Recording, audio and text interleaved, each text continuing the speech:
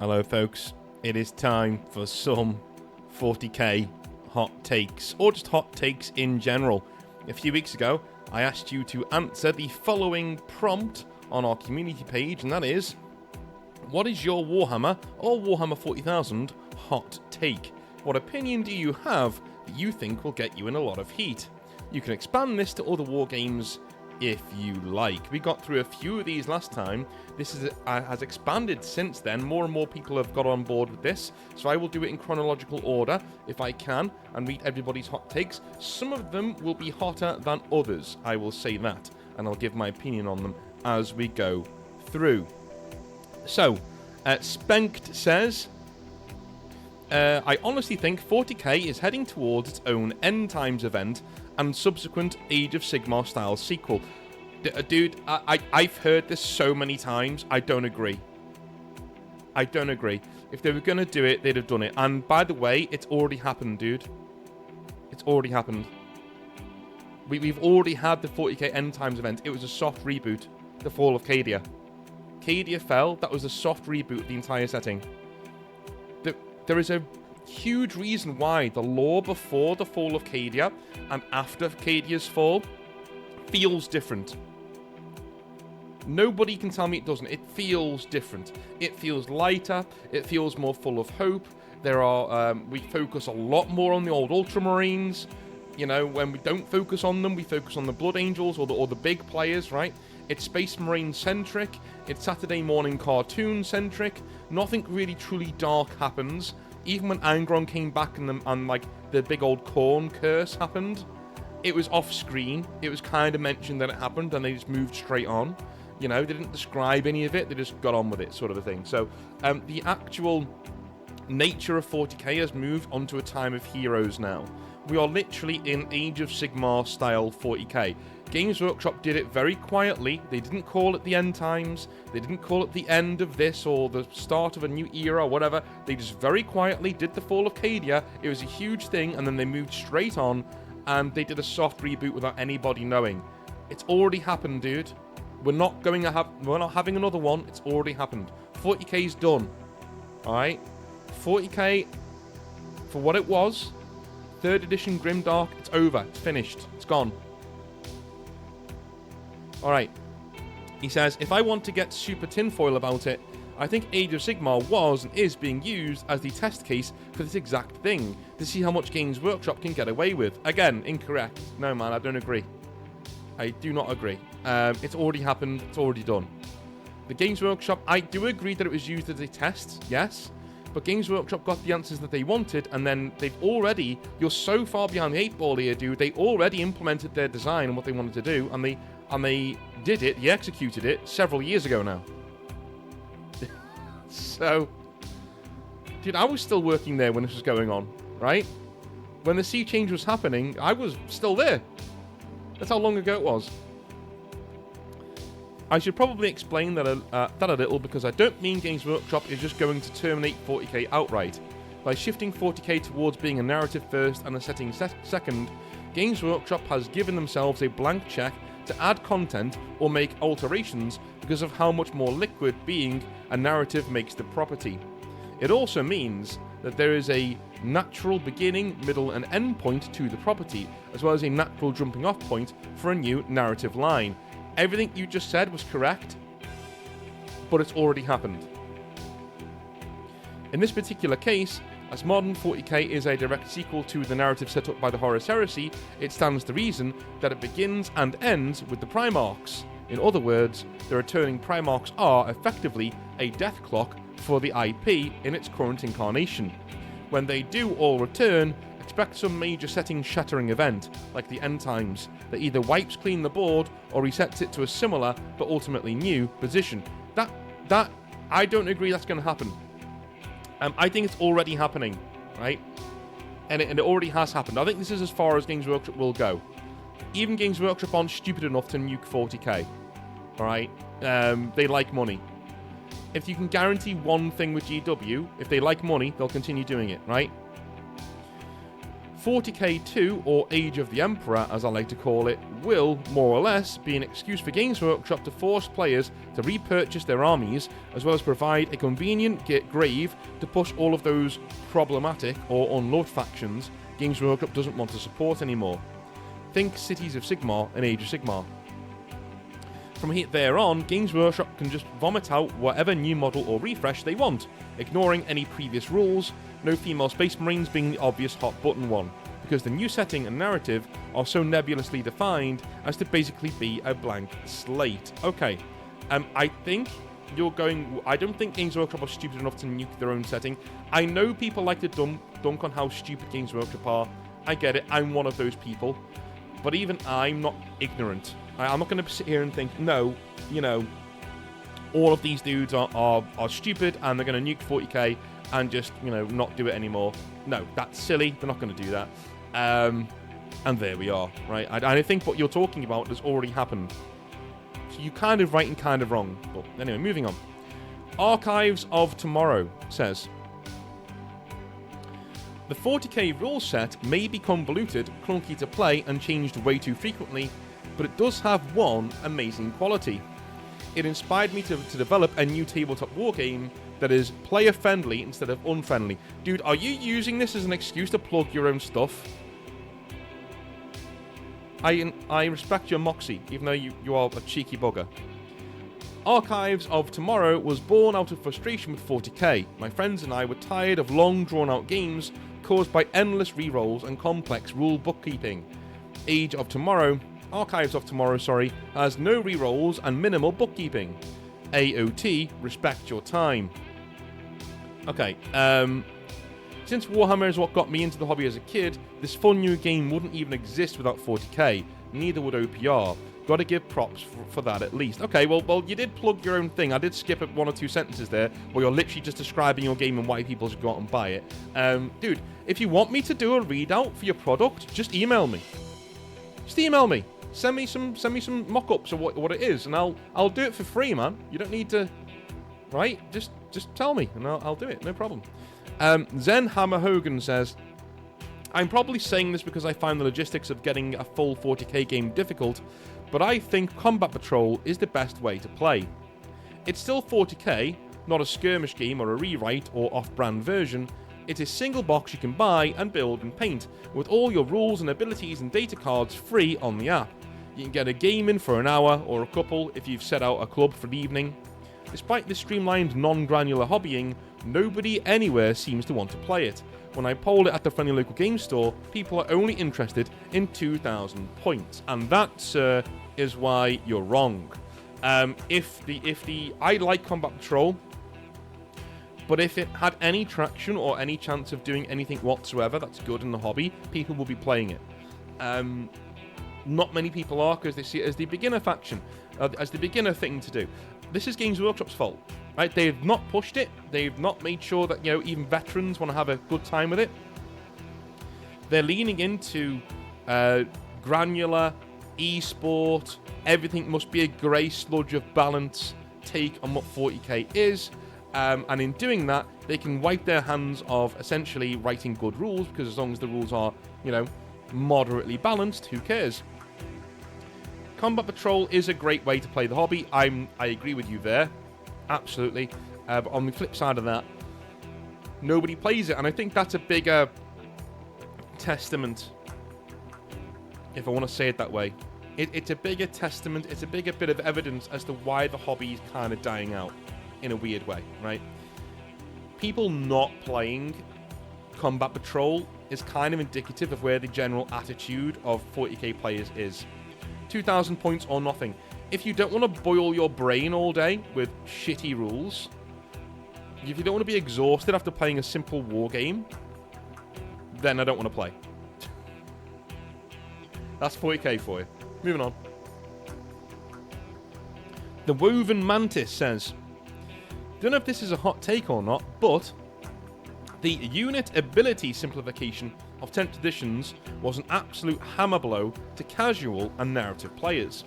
Many units lost abilities that were core to their identity and made them unique. Some examples. Howling Banshees no longer howl. Rubric's lost all his dust and their magical bullets, mostly remedied with new codex but limited to 1 detachment. And flayed ones are no longer terrifying. Things like that. This hit characters, and even some named ones, particularly hard too. Ahriman being reduced to an absolute pissant comes to mind. The reduction of psychic abilities and spells to weapons falls into this category too. Having the psychic tag on an attack is essentially just a debuff outside of certain armor values. Grey Knights in particular have been permanently gimped on this too. Yeah, again, I think, Woven, what we're seeing here is a symptom of Games Workshop going down the esports route. In esports, it doesn't matter what kind of narrative things you have. Like, there are narratives behind League of Legends, right? There's an entire Arcane series about it on Netflix, right? There is a narrative behind League of Legends. But that's not important to the game League of Legends. People play League of Legends because they want to partake in the competitive aspect of it, right? That comes first. And that's fine for League of Legends because it started that way. Yeah? It was a competition first, and the lore came later. 40k is the other way around. 40k, the lore was here first. The gamers were here, the people who like Eldar for their lore and Grey Knights for their lore were here first. And then it became competitive. Then it became an esport. And now the original lore is being pushed to the side for rules, because God forbid we have rules that are thematic that people might get their knickers in a twist about. You know? Because if you think old school 40k players were good at moaning and bitching and whining, they have nothing on actual competitive 40k players. Dude, these guys will complain about anything and everything all the time. Like, it literally, their faction is the most underpowered faction on God's green earth. Everybody else is woefully overpowered. Whine, whine, whine, rend my garments, right? This is where we are. And when you cater to these people, this is what you get. The character is ripped out of your rules, and you have this grey sludge where nobody's allowed to have nice things because Timmy will start crying if they do. If you are a competitive player and you think I'm being unfair, number one, kiss my balls. Number two, maybe you're not that guy. Maybe you're not that guy, and that's great. But a lot of people in your area of the hobby are. And you telling me that there aren't is basically you telling me that the sky is red, and it isn't, right? I've been around this hobby long enough to know how these people think and how they act. And if you're catering your entire rule set to these people, it's going to be a grey sludge that is devoid of fun for anybody who actually wants to tell a story on the tabletop. Mr. Awesome React says, one hot take I have is Logar Aurelian should have become Warmaster after Horus. Logar is the most devoted to chaos and represents an opposite to the Imperium. The irony of being the one who wrote their holy book now leads the forces of chaos against them. It would also show the devolution of the traitor legions into being lackeys to the chaos gods. You can still have Abaddon as the leader of the True Sons warband, who still uphold their older values. Logar's goal is to spread chaos worship to oppose the Emperor, not being a conqueror, but by having the faithful fall to his will. Kinda like dragging them down to damnation as a middle finger for Big E rejecting Logar. Abaddon, on the other hand, is a conqueror and building his own empire to Horus's old vision before becoming a meat puppet to the gods. Dude, I like that. I think that's a really good... Yeah, I think a lot of 40k's lore is hampered by the fact that they're weighed down by decisions that were made 30 to 35 years ago. Yeah? They're hampered by decisions that were made in the 80s and need to be adhered to. I'm sure if they had carte blanche to go back and change things to be more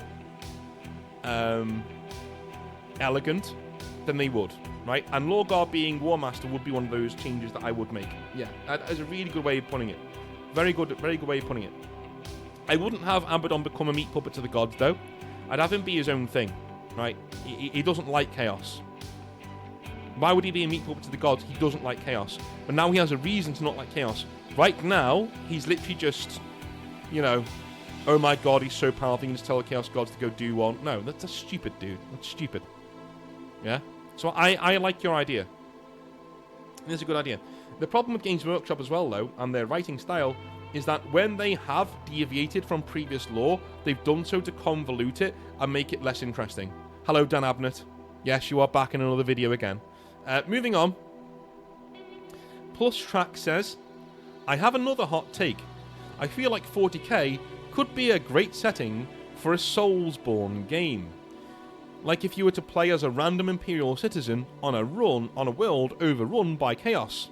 I can already feel my heart drop when a Great Unclean One manifests and I have to solo it, lol. Yeah, the problem is, though, what are Soulsborne games for? Alright? Soulsborne games are for struggling to overcome something and then overcoming it. Having a normal Imperial Guardsman or citizen kill a Great Unclean One would be very, very, very silly. Do you know what I'm saying?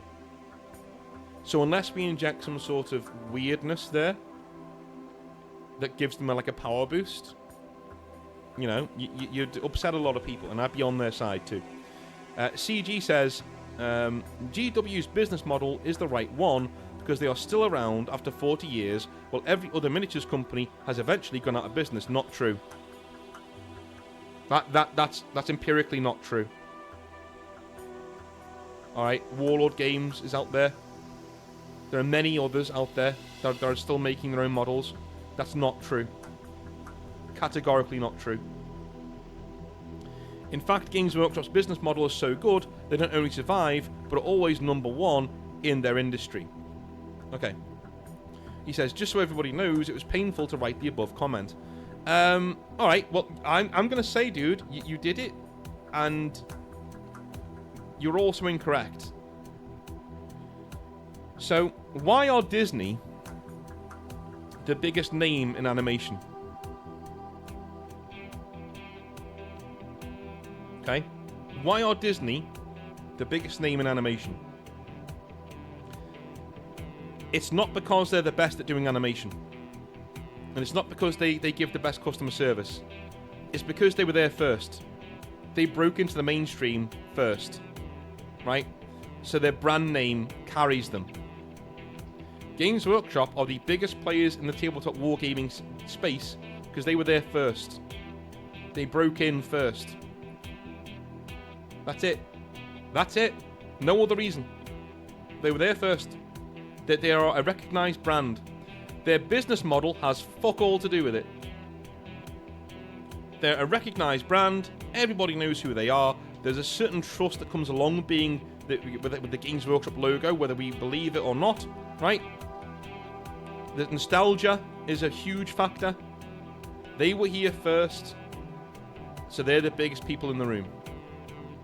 Why are Microsoft the biggest computing company? You know what I'm saying, right? There's always one company who gets in first. Having Pepsi and Coke is an anomaly. That's not the norm, right? Even having Apple and Microsoft isn't really the norm, right? The norm is having one big boy who got in before everybody else, and even though they don't do a really good service, they are the biggest ones in the room and they make all of the money. Hello Netflix, by the way. Everybody's tried to compete with Netflix and has failed. From Amazon down.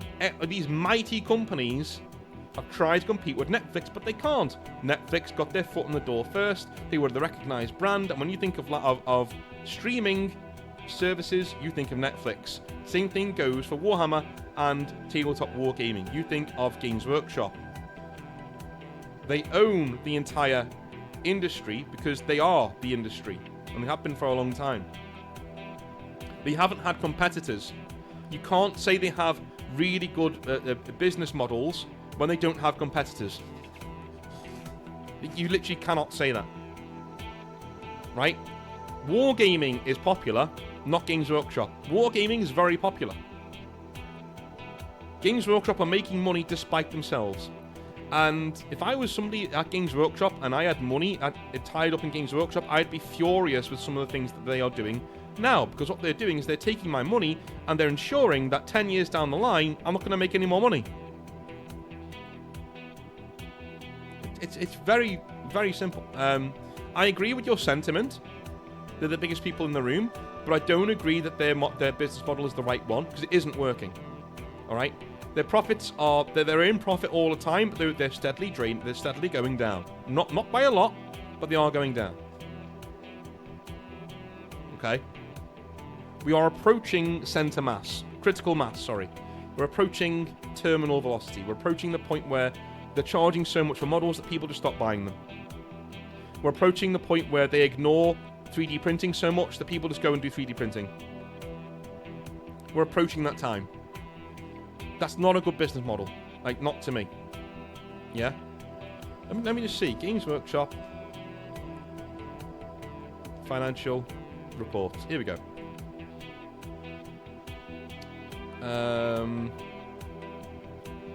Annual report.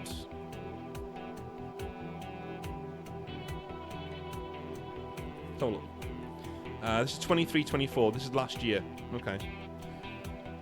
But, you know, I'm not going to go through all this in one thing. We're going to be here all day. So what am I doing? What am I doing? Stop doing that. You're going to go down a rabbit hole. Anyway. Dude, Games Workshop are in profit because wargaming is popular. Warhammer is popular, right? You can have a really good product, but a really bad business model. They're not the same thing, is what I'm trying to say. And that's Games Workshop. That's Games Workshop up and down. Absolutely up and down. They have a really good product, a really good IP. One, singular, right? So they nuke the other one. They have a really good product, really good IP. And they're finding a way to make a modest amount of money from it. And when I say modest, please don't look at the numbers and tell me they're making a lot of money. Look at what other people are making in the nerd space. Look at video game developers. Right? And you tell me that Games Workshop are making a lot of money. Right? They're not. Right? They're making money. But they could be making way more than what they're making, is what I'm trying to say. They could be making a lot more. They could be making so much money, they can safeguard this hobby for the next 50 to 100 years, right? They could literally be doing that by changing just a few things, right? Lower the prices, lower the entry level of the rules, split the rules up into competitive and, you know, narrative. Support events more. Have all of your armies and your codexes be 3D printable, right? Put them behind a subscription service. They do those things, and by the way, if you do those things, you can close your brick and mortar stores. You can make brick and mortar stores an event, right? So there's only like 4 in the UK, but they're massive. Shut all the others. You stop paying rent. You stop paying people's wages. I'm sorry, guys, but, you know, if I'm running the company, this is what I'm doing. I'm not paying that rent. I'm not paying those wages. I'm getting rid of those. I'm conglomerating the best staff into 5 stores in the UK. Massive, multi-level stores. Huge stores. Right? In big cities. Mecca of the hobby. I'm embracing 3D printing. I'm getting rid of these outdated model making processes that we're using that result in all these fucking mold lines all the time. And substandard sculpts. I go down the 3D printing route. I do the best 3D printing on the market because I'm Games Workshop, but I also give you the files to make them yourselves behind a big subscription fee. I'm talking £15 a month, 15, $14.99. But for that $14.99, you get a PDF White Dwarf, you get access to all of the PDF codexes, all of the PDF rules, and you get to download your files. For the one army, you get to subscribe. When you do that $14.99 a month, you subscribe to one army. Your army. And you can download all the PDF files for that, not PDF files, all of the files for that army, right? That's what you do. Dude, you'd make so much money. You'd make so much money. And of course, you can still sell models in your stores. But you're saving millions on retail space, right? On stores that nobody wants to go to in the first place. You're saving millions doing that. You've got an actual service out there that's going to make money in perpetuity, and it's going to make money every single month guaranteed. Now, if you put Warhammer Plus behind there as well, so you start saying, okay, and you get access to all of these animations, and you get access to like special websites that you can go on, where we're going to have people like the overhaul for boosters and all that. They've been hired by Games Workshop to make new content for them. Dude, you would make an amazing amount of money, right? Not only that, but for your $14.99 a month, you do get special deals at Games Workshop stores, things like that. Dude, this is what I mean, CG. They could be making all of the money, but they choose to make 1/10 of that money by pissing everybody off. This is why I don't understand them. They could make all of the money by just being decent people. Decent folks, right? You take the guys who love working in retail Games Workshop and you conglomerate them in 4 or 5 big stores. Everybody else who's miserable and runs one-man stores where they're lonely and they hate coming to work, get rid of those stores. Put them at the bloody misery. Get rid of those stores. Anyway, I'm going to get a lot of heat for that, but that's how I'd do it. I'd make it subscription-based. I'd go down the Netflix route. I'd say, right, okay, $14.99 a month, and you get everything. Everything. You get your models in your files, you know? You get all of your rules, all your codexes, all that stuff. You get access to Warhammer Plus, where we have all our top content. You plow money into that. You get special deals on anything to do with Warhammer that isn't with us. So if you do, like, you get special deals for Warhammer 3, Total War, things like that. Do you know that kind of a thing? You know? For that $14.99 a month, you get to come to Warhammer World for free. You can walk around all of the exhibitions and all that free. That's all free. You get a white dwarf every month directly to your house. Bang, comes to your house. Right? You treat it as if you treat these people right.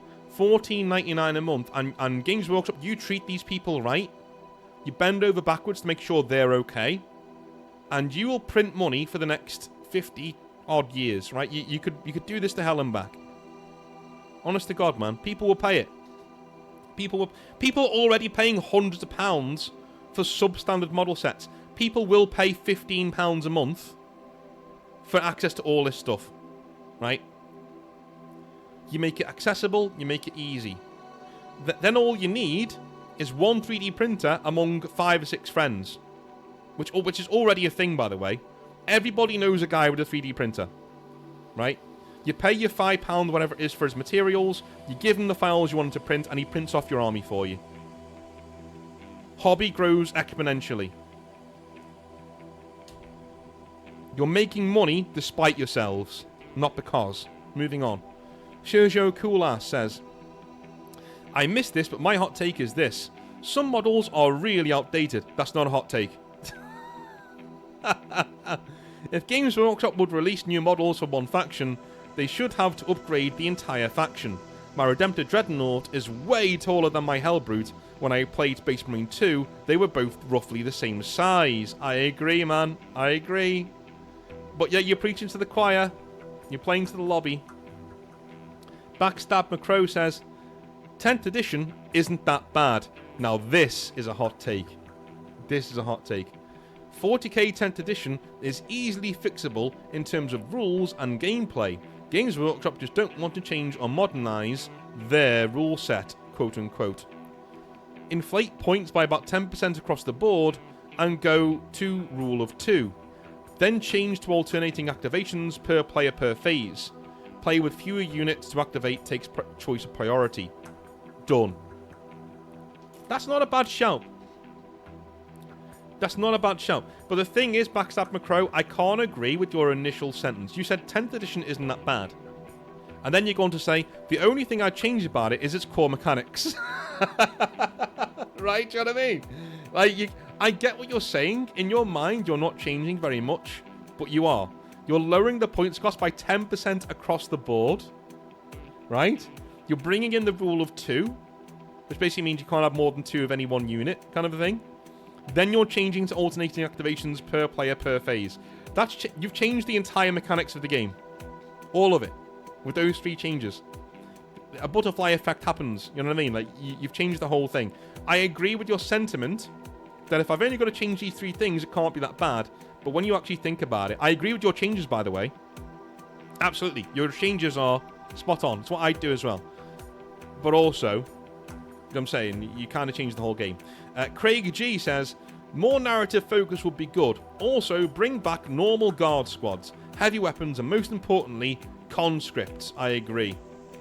I absolutely agree. Mayo French says, this may not be the hottest take, but here we go. Rules should be available for free download. Codices should be lore, paint guides, and heraldry. Codices should be compiled into Space Marines, Imperium, Chaos Marines, Other Chaos, Older Xenos, Necrons, Eldar and Orcs, and Younger Xenos, Tau, Tyranids, Genestealer Cults, and Leagues of Votann. Compiled rulebooks should be available for each major faction. Updates and rebalancing should be done annually. New editions should be spaced out to 5 years.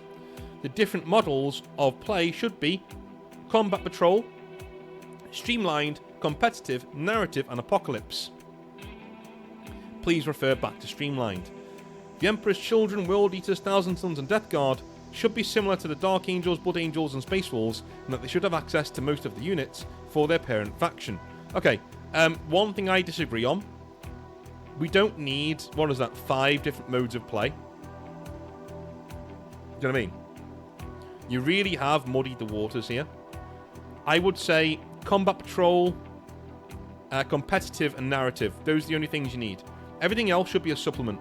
Apocalypse and whatever, City Fight, that should all be a supplement somewhere else. Right, do another thing entirely. You should do Combat Patrol, Competitive, and Narrative. That's it. That's all you need. The rest of it is noise. Right? The rest of it is just noise. Fun noise, but still noise. I agree that codices should be artwork, lore, and, behind the scenes, right? That should be what your codex is. There should be rules in a physical codex, right? But it should be a tacit agreement to know that the codex is mainly lore, behind the scenes and artwork, things like that, right? It's a collector's item. The rule's going to be out of date within seconds. That's fine because it's a collector's item. But on that, don't conglomerate entire factions into... you can't do that to Xenos players, man. They've gone through so much. You can't do older Xenos, Necrons, Eldar, and Orcs, or the worst one, younger Xenos, Tau, Tyranids, Genestealer Cult, and League of Votann in the same codex. No. They should each have their own one, where the developers actually talk about behind the scenes why they did certain things in the codex, like why they chose different looks of the different factions, where their inspirations came from, right? Mock-up concept artwork, things like that, showing how the faction was made. Those should always be in the codex. Everybody's codex should have things like that. Make it a collector's item, right? This is what I mean by moving things online. All of your rules stuff is free, behind a subscription, obviously, so not free, but behind a subscription model, right? But it's all updated every single month, so you always have access to the most up-to-date rules. And the codexes are only available at Games Workshop stores, and they're collector's items. They're 40-odd pounds, they're collector's items, they're gorgeous leather-bound books of each of the factions, and they come out with every single edition of the game, right? Where the studios sit down, they give you the lore of what is happening in 11th edition 40k. Well, here's what the Blood Angels have been getting up to in Imperium Nihilus in 11th edition 40k. And their entire story, up until now, is in the codex. Then you have your artwork that is in there. Then you have tips on how to build armies and create your own narratives with the Blood Angels. Then you have your rules. Then you have your special rules where you get to make your own rules for narrative play. Then you have behind the scenes. the developers of the Blood Angels talking to you directly, right, on what their inspirations were, where they got their artwork from, why they love the Blood Angels, things like that, interviews with them, all that kind of stuff, and that's the codex. It's a 150-page behemoth, whatever it is. Maybe no, 200, 300 pages worth of good stuff in there. Leather-bound, awesome, right? And every single faction should have one of those as its collector's item for that edition. I agree with you. 5 years at least between editions of 40k. Yes, 5 years at least. But some of it I do disagree with. But anyway, moving on. Pednow says, "Hello North, it's Sam the bourbon sipping Space Wolf ambassador. Cheers, man. My hot take is that I really don't give a damn if there are female custodies and or female space marines. The cynic in me agrees with you on your takes with the femstodies debacle. Notice how it's been downplayed, by the way. However, when I'm at my game store getting my dice on, I'm more concerned how good of a teammate or opponent you are when you bring femstodies or misters of battle.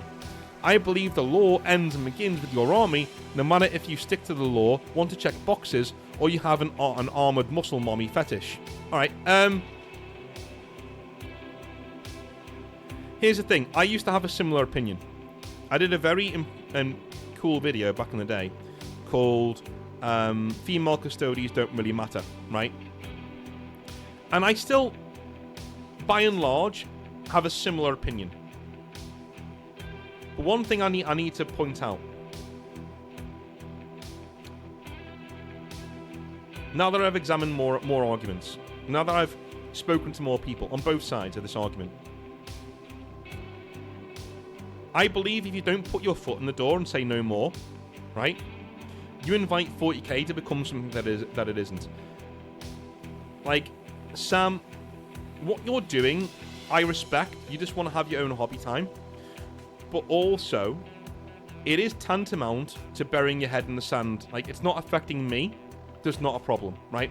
Now, I'm not being harsh here because I did the same thing. My entire video was that. It was like, dude, it doesn't matter. Games Workshop aren't the custodians of the lore and the hobby.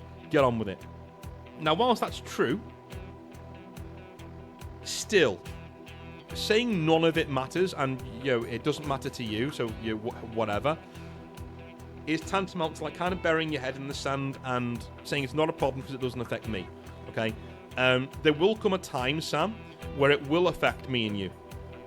There will come a time when you buy your latest codex and go, this seems really weird. This doesn't seem like 40k at all. And that started with the female Space Marine bullshit. Do you know what I'm saying? That's just my opinion. There comes a... I've given this out, and I know there are people there who say, no, don't even do that. No, dude, come on. If you want to have female custodies, there is a way of doing it, right? You say custodies are built bespoke. You know, that there is one built every couple of 100 years. We take our time, and the processes are such that we can even get past you being a woman, and, you know, and you can be a female custodian, right? We can do that, no problem. It's still cringe as fuck, but if you do it that way in a respectful way, then that's fine. But also, if you also then say, that's the reason why we can't have female Space Marines because they're built en masse, and they're needed everywhere all at once, then you calm down a lot of the discourse. A lot of people who are upset about female custodians go, do you know what? Alright, fair enough. Because now I know we're not having female Space Marines, we're not on slippery slope, there are clear delineated lines between what is possible and what isn't in the law. Fair enough, right? But they didn't do that, did they? They left that open on purpose. Because you know what's coming, Sam. You know what's coming. It's okay to say it doesn't affect me, so I don't really care. But I do care because I like 40k. You know, and I think my argument back in the day, it came from a place of, I have an absolute disdain for most of Games Workshop's opinions and their decision making, right? Quite rightly so, in my opinion. Which means if they tell me the sky is blue, no, sorry, if they tell me the sky is red, They just tell me a lie. I'm going to go, yeah, whatever, dude, and I'll just get on with my hobby, whatever. Because they're not the custodians of my hobby. They can tell me female Space Marines exist, but they don't. Go fuck yourself, right? So this is what I mean. It doesn't matter to me what they say. But I can't deny they are the arbiters of 40k, right? That they own it. So what they say kind of goes. You know? And a lot of the new people getting into 40k are getting into 40k through false pretenses because they're given a 40k that isn't exactly what it is. So I believe if you let these people get away with things like this, it's a slippery slope. It gets worse over time. That's my opinion. That's just my opinion. And yeah, I agree with what you're saying. I did videos on it agreeing with what you're saying. But at the same time, you know, I am more of the opinion these days that if you let them get away with this kind of thing, it's a slippery slope. And if you let them take a finger, they're going to take an arm. Essentially. Lord Commander Turan says, probably half the armies in 40k can just go, or be turned into indexes for supplementing other armies. Mechanicus can be an index for souping both Chaos and Imperium, with certain models being restricted to only one side. Imperial agents pretty much already do this. Knights and Chaos Knights into one index. Demons for souping into Chaos Space Marines. Does this make Space Marines pretty much the only Chaos faction? Kinda. Guard can keep a full codex, but the same as Mechanicus, you choose Chaos or Imperium, and some models are only for one choice. Now you have Chaos Guard who can soup demons and Chaos Admech. The really hot part is that I think Sisters could also be just an index, but this is one of the fringe and harder ones to justify. Sadly, my favourite army, Custodes, is also just as indexable. Well, here we go. You know, at least, Lord Commander, you're putting your own army in there. You know what I'm saying? You're putting your own army in there. You're not being a dick and saying, no, I want to keep my Custodes. Because Custodes were the ones I was going to bring up, right? They should be in an index. If you're going on your perception here, and what should be in an index, probably Custodes are at the top of the list. And they really shouldn't be an army. They shouldn't. There should be one or two Custodes could make up half an Imperial army. Just saying. Lastly, Gene Stealers can absolutely just go. Really? Other than human versus Gene Stealers, you have to do some kind of extra step for a majority of matchups. Like, why is a Gene Stealer cult rebelling on an Orc planet? You have to shove in the human planet was being attacked into almost every non-human game with them. Either ditch them, make them an index for NIDs, or you work them to be able to take, or maybe forced to, some amount of points of your choice of Guard, Tau, Orcs, Eldar, with different rules to show Gene Stealer infested alien races. This would obviously require some reworking to give all of the indexes their own rules that operate independently of the army they are souping into. Okay, I agree with streamlining. But I also think this is kind of throwing the baby out with the bathwater, and also it's not happening because Games Workshop will never do this. Like, it's never happening. It's never happening. I would say if we're going to be doing indexes, all right. Here we go. Custodes, index, right? Absolutely. Maybe Admech. But even then, Admech being an army is pretty cool. No, I'm going to disagree. I'm going to hard disagree here. Because half the armies can go. It is too much of a none of your armies are a thing, so go fuck yourself, right? If you've gone and bought an army, you're doing what Games Workshop do, man. You're literally saying none of your opinions matter and none of your armies matter because we've decided to stop selling it. So I disagree. That's a hard disagree from me. Yeah. I agree with the sentiment.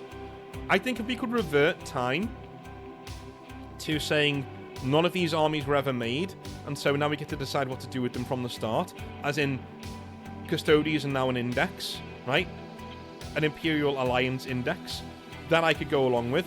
But retroactively saying now, no, all your shit now isn't worth anything because it's now just an index, that I don't agree with. Alright? Okay. Short Wraith says, Trench Crusade isn't that cool. I see what it's trying to do and respect that, but I don't think it's well researched or formulated. Okay. Alright. I'm going to do another video on this pretty soon. But I've worked out the main reason why I don't like Trench Crusade. This is North talking. Anybody who saw the stream with... sorry, let me just have a little drink of my tea here. Anybody who saw the stream with Black Lodge Games over the weekend, we discussed this. And Trench Crusade, to me, is a setting built because cool artwork exists. And it comes across as a soulless tech demo to me. It just doesn't fit, right? That also, and they are constantly saying that, you know, there are no good guys, without realizing it's like somebody who tries to write something grimdark without understanding what it is. I think I brought it up in the stream. Most modern day Stoic philosophers, quote unquote, completely misunderstand what Stoic philosophy actually is, and they turn it into a nihilistic cowardice circle jerk, right? Which it isn't. Okay? You've misunderstood what Stoicism actually is. Same thing goes with Trench Crusade and Grimdark. They don't get what it is. You have to have good guys in Grimdark. Sorry, you do. You are fighting against the dying of the light. It's grim, it's dark, and you're probably going to fail, but you're doing it anyway.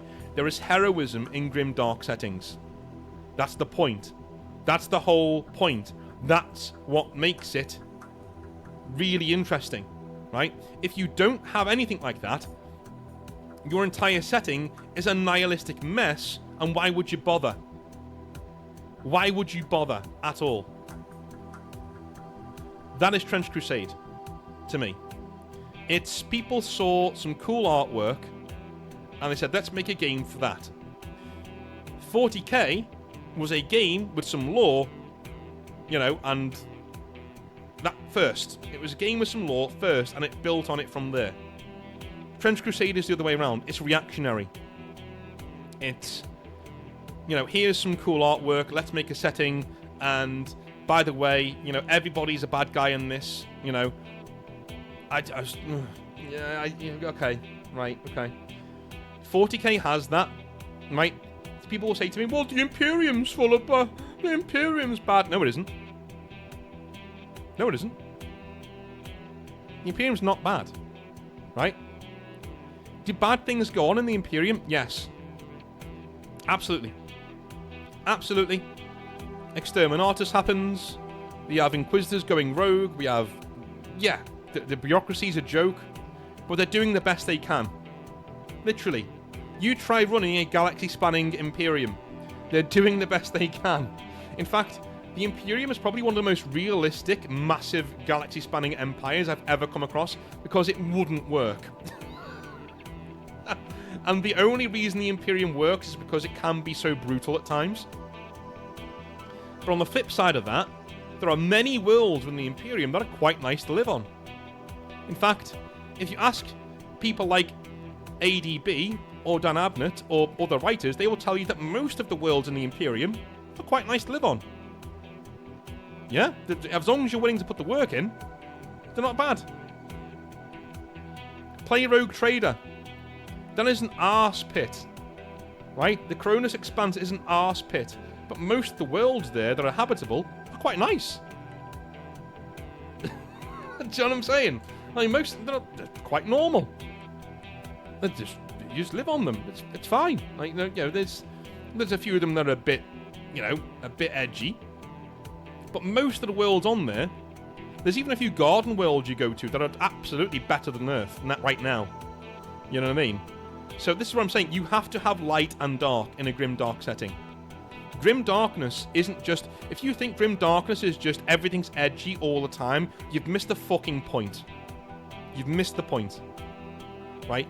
Grim dark is grim dark because there are evil things happening constantly all the time, and heroes are standing against it, and they fail just as many times as they succeed. And even if they succeed, there's a price, but they do it anyway because they're heroic. That's the point. That's grimdark. There is no darkness without light, and vice versa.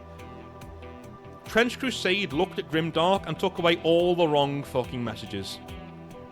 And they don't get it right. Right? It's nothing to do with their apparent hatred of Christians. I don't give a shit. It's nothing to do with that, right? I think it's cringe, don't get me wrong. It's cringe as fuck. And the way they treated the 40k community, also cringe as fuck, right? The way that they've handled certain parts of their lore, just awful. Like, okay, well, you know, like, what is going on? You just... Hell is also winning. No, it isn't. By your own lore and your own map, no, it isn't. Don't tell me something's happening and then show me something else. That's what they've done. Hell is winning. No, it isn't. It literally isn't. It's contained. On your own map, it's contained. In your own lore, it's contained. So don't tell me don't tell me Hell is winning and then show me something else. That's what I mean. I don't like it. It's just not my thing. I implore you, if you like it, support it. Go and buy the stuff. Go and play the game. Absolutely. But it's not my thing, and I think my reasons for not liking it and it not being my thing are very valid and normal. It's nothing to do with the politics of what's going on, nothing to any of that. I look at Trench Crusade and I go, bit cringe, and I move on, right? And I've done my fucking research, dude. Yes, I've read the lore of the scant bit that there is. Yes, I've got the PDF, right? I've read through that as well. Yes, I've seen the maps. Yes, I've seen the dev diaries that they've done. Dude, I know why they made that setting, and I implore them to carry on. Because we need more things in the hobby space that aren't Warhammer. I get it. Carry on. Have fun. Trench Crusade isn't for me, and there are very, very good reasons for that from a writer's point of view. It's soulless. It doesn't have any heart. There's no heart to it. It's a setting made because people saw some cool artwork and decided to make a setting around the artwork. Fair enough, but not my bag. Anyway, that is the second part of the 40k hot takes. We have another part to come because there is a lot to get through here. The mailbag is always expanding. We may make this a series. I don't know. But I love you a long time. I will speak to you tomorrow for some more hobby nightmares. Have a wonderful rest of your day, and I'll see you tomorrow. Have a good one. Bye now.